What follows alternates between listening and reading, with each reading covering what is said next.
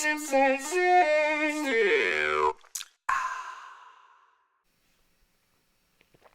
my name is Joe Lowry. I'm a sound designer and producer based in Los Angeles, California, and this is Sips and Synth. Today's video is sponsored by ZPlane, and today we're going to be going over their real-time pitch shifter called Elastique Pitch version 2. So if you like the plugin, check out the link below in the description and go get it. This episode, I will be drinking coffee from BKG Roasters, located in Brooklyn, New York. They're a small batch coffee company founded by three brothers. This batch is called First Light. It's a medium roast with notes of cacao, berry, and toffee. First, let me tell you what I'm going to do today. I made a beat. I got vocals from my good friend Kazi For You. He's a great artist and singer, so go check him out. And I use Elastic Pitch all over the track for specific sound design techniques. And I'm not going to go over typical pitch shifting kind of tricks like harmonies or formant delays. Oh, there is some formant shifting, but I'm going to play you the song and then I'll go track by track and kind of show you how I use this plugin for some cool sound design stuff. So let's get started. All right, first let's go over the interface of Elastic Pitch and what this thing does. Okay, so we have a pitch slider here. So this is a real-time pitch shifter. It goes up one octave, goes down one octave. You can link the formant here. So this will shift the formants. We also have a dry and wet knob. And there's also a feedback with a delay. And you can sync it to your DAW. And if you have feedback on and some pitch shifting, it'll give you that kind of typical cascading pitched up delay. So if you have this set to up an octave and delay on with high feedback, you'll hear up an octave and then up an octave and so on and so on. And it'll, like, cool little twinklies. There's also this freeze button here. So if you can freeze audio and stretch the audio. So whatever you're feeding it, you hit freeze and then it will freeze the audio and you can change the pitch in real time. You can also control the pitch with MIDI, which I'm not going to show you today, but that's a pretty cool feature. Here we also have a voice slider. If this kind of helps you select the dominant frequencies of the whatever audio source you're putting into it. So if you're doing something high pitched, you might want to set it up here. And if you're doing some kind of bass or the voice is more, is deeper or male, you might want to slide it down here. You also have the link button down here. So what that does is it will link the formant shifter and the pitch shifter. So if you move the pitch up, the formants will go up and vice versa. Go down, they will go down. But what exactly are formants? Formants are the resonant frequencies of the vocal track, the peaks in the sound spectrum. They are the strongest parts of your voice's sound and help shape how vowels and words sound. They don't determine pitch, but instead affect the overtones, especially how vowels sound. Formants come from the shape of your mouth, tongue, and throat. You can see our friend Bart Simpson here. You know it's Bart Simpson because of the unique formants in his vocal track. Eat my shorts, man! Formant shifting is a technique that changes these resonant frequencies to alter vocal tone without changing pitch, making the voice sound like it comes from a different mouth or body altogether. All right, here we go. Let me play you my beat first.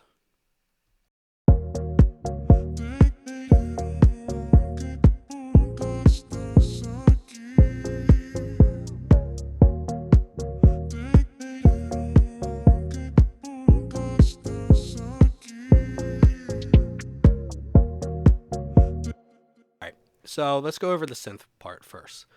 This is the synth part with no elastic pitch on it.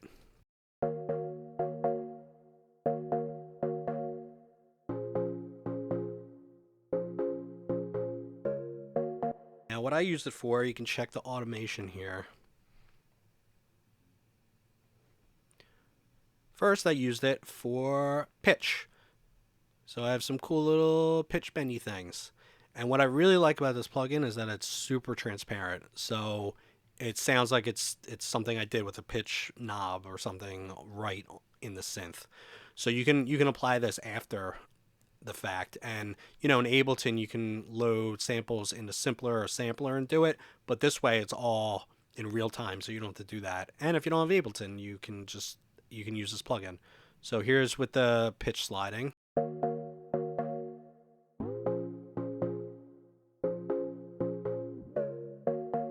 which I like. It's always a cool effect. And then I also used it. So this is cool. I have another instance of Elastic Pitch here, and I pitched up 7 semitones, so it's a fifth. And what happens is when I play, what I'm doing, I'm essentially mixing. This is essentially a mix knob. I'm mixing in a harmonized version of the synth. So let's listen to that. It's subtle, but it's there. Did you hear that? And then if I turn it off,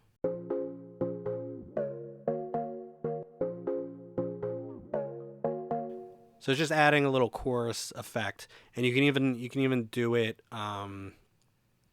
You can make this even crazier. Like, let's say I have another instance here. You can chorus the whole, whatever sound you want, essentially. So let's just play this, and then I'm going to detune this slightly. Drop down the dry and wet knob.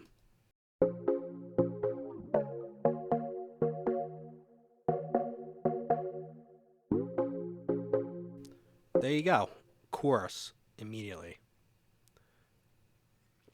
The next thing I did, I have a clap layered under the kick. So let's just see how that sounds without Elastic Pitch on. It's the same over and over again. What I'm using Elastic Pitch for is variance and fattening up the clap. So I kind of stole this idea from something Max Martin does in one of the Weeknd songs. The claps, you can tell they're the same exact clap, but he's just pitching the clap down and up ever so slightly just to add a little variance. I'm taking it a little bit step further. I have the dry wet knob around 50. So what's happening is I'm automating the pitch again. So for each hit of the clap right here, the pitch is changing, but it's also layered in with the original, so it's fattening it up. So again, it's subtle, but if you listen, it adds, it really makes it takes it to the next level.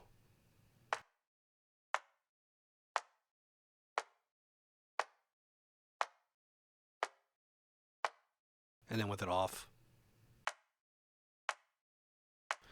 It might not be something you notice, but it adds character, and it just spices things up. And then moving to the hi-hats here, I did the same thing, but I'm using variance, and I'm using MIDI instead. So in Ableton, you have this expression control here, and every time it receives a MIDI note, I mapped it to Elastic Pitch. So you can see this here. It says target pitch down here, and so target and pitch down here.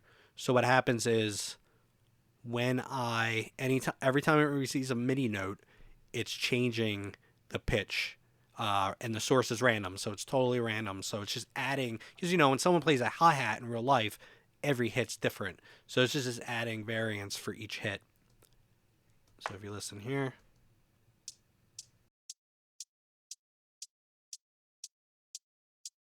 again, super subtle, but all these little things add up at the end of the day. It just makes it have more soul and feel more alive.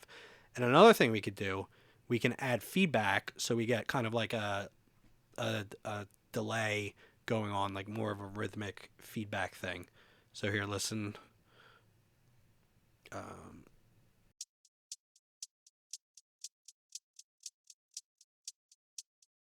But keep the volume down a little bit. So.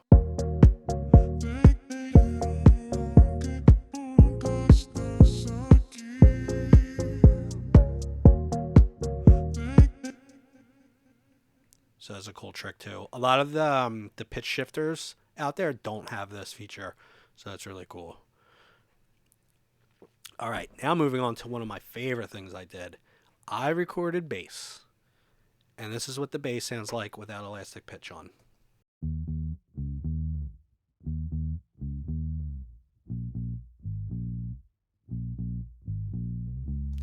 Now, what's really cool is I'm using elastic pitch as an octave doubler. So I, again, shifted it down one octave. I have the dry wet knob. I have the wet pretty low to mix in a lower octave. It really fattens it up. And what's really great about elastic pitch is that it keeps the phase coherence correct. I don't know the science. They're geniuses over there, but it doesn't sound flubby or anything. It sounds fat and really nice. So just listen to this. I'm going to pump it up just so you can hear a little more.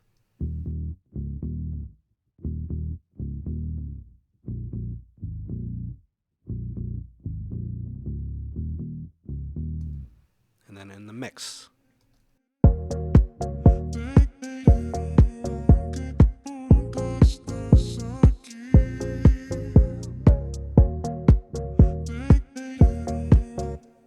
I love that. It works really well. Another cool thing I did, so I have this little filtered effect that I used on the hi-hat. Just listen to this real quick. So let me show you how I did that effect. So I used elastic pitch, and if you remember earlier, I told you it has a feedback and delay, and you can change the pitch. When you have the pitch shifted down slightly, each subsequent hit in the feedback loop of the delay will be lower and lower. And I believe that's also the case because the formant is also down. So when the formant's down for the first hit, and then it's lower for the second one and the third one. So it creates this cool effect. So let me just play what that sounds like right here.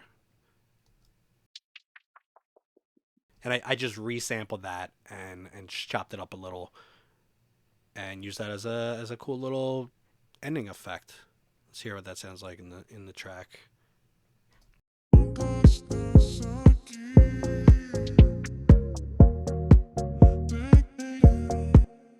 All right, now for my friend Kazi for You's vocals he sent me.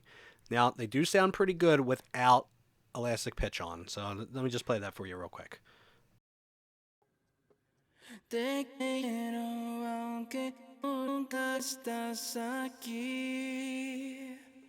chopped it up.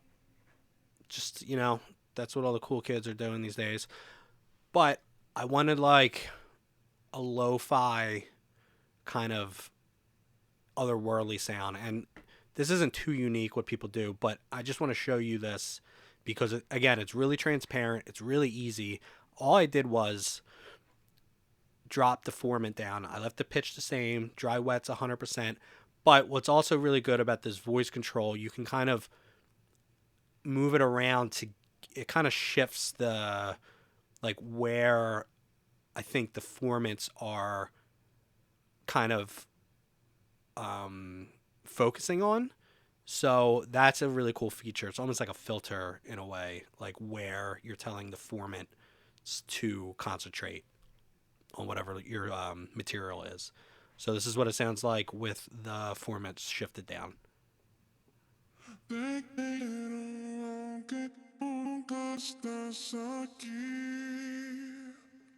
And then in the track.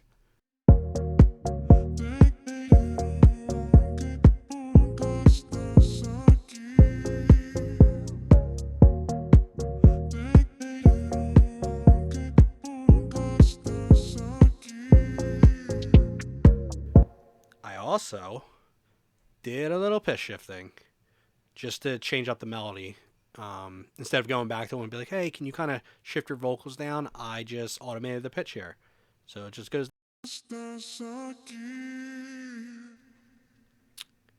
All right. Another really awesome thing you can do is, again, with elastic pitch, you have a freeze knob. So what I did, I am feeding elastic pitch on a return track the synth line. So the synth line here is just going to elastic pitch on a return track. And what I'm doing is, it's almost like a game. I'm trying to hit the freeze button and grab a portion of the synth. And then what I do with that is I run it through reverb and it creates this airy pad. I have a chorus on here, I EQ a little bit, and then I have shaper box to just give it a rhythmic pulse. But let me show you what I mean.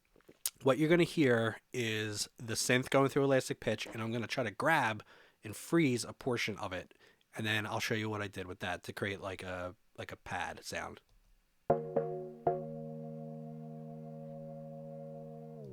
All right, there it is. Sorry, you hear some of the pitch shifting I was doing. So after we grab the pitch, grab a portion of the synth, I also automate the pitch, which you can do. So you can see here, it's going with the chords of the song. So I have this pad here, and then over here it drops down.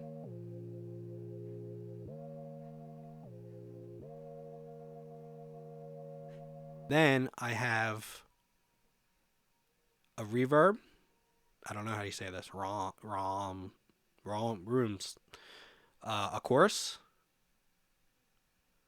Just some EQ, and then I use shaper box. I have the kick as an audio sidechain input just to duck it, to give it some rhythm, because I felt it was getting in the way a little bit. But it sounds like this.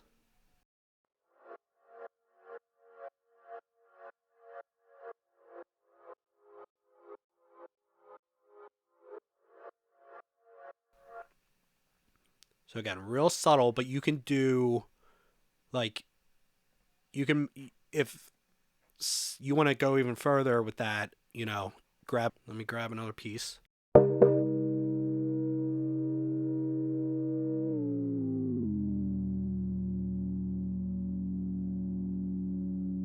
On a reverb.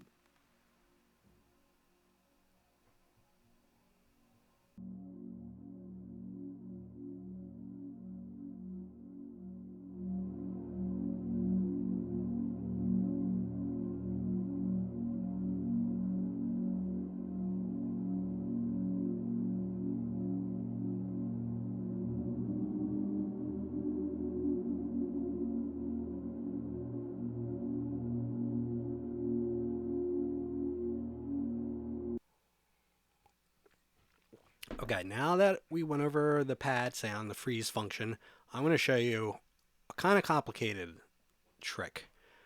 A really cool thing. All right, I'm going to mute the vocals real quick.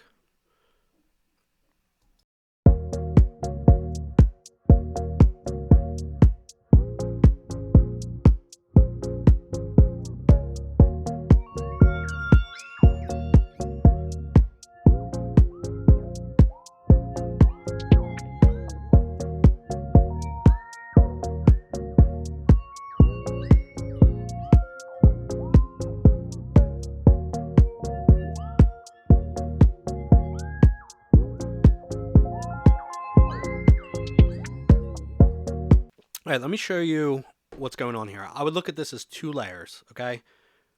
We have serum. Look at it as going into a delay, simple delay. You can set it to whatever you want with some high feedback, and it's going into elastic pitch, but I'm automating using shaper in Ableton, but you can use an LFO,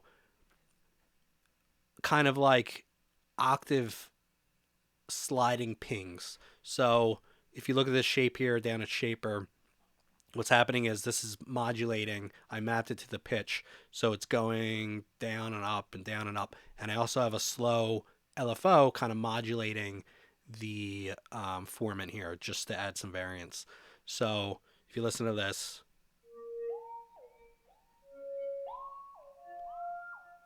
it's just adding like those glitchy kind of pings. And then I do the same exact thing, but in reverse. So I have a different delay setting. I have shaper again, but now I have elastic pitch going down octaves.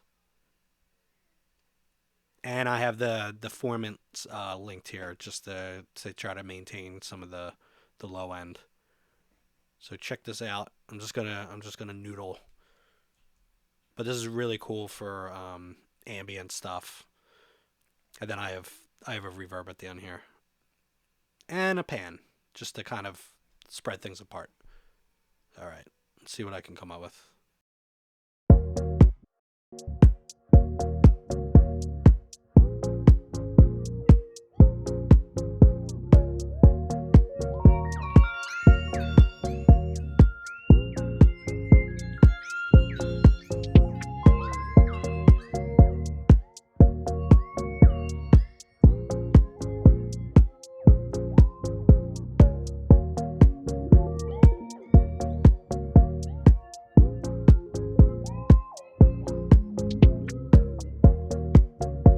All right, one last thing I want to show you. I'm going to put the vocals back on. I'm going to turn these glitchy, pitchy shifts off. And I'm going to show you what elastic pitch sounds like on an entire mix. All right. All right. So check this out. Now, you can use this in a couple ways. I'm going to turn off the link. And I'm going to kind of pitch shift the whole track down. And it's going to... let's see how that sounds. All right.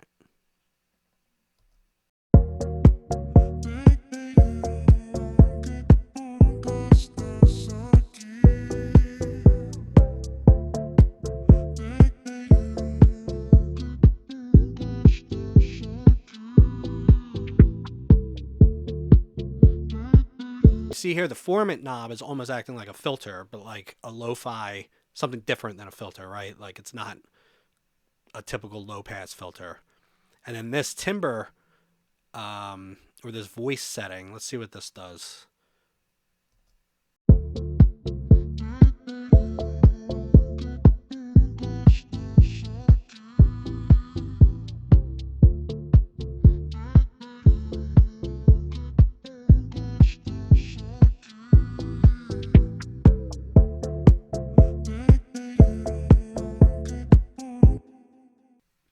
And yes, if you haven't noticed yet, you can obviously use this for doing pitch swells on anything. So if you have a synth sound, you can just ramp up the pitch. I have it mapped to a knob over here, you know, and I'll just go up and down. So let's see what that sounds like real quick.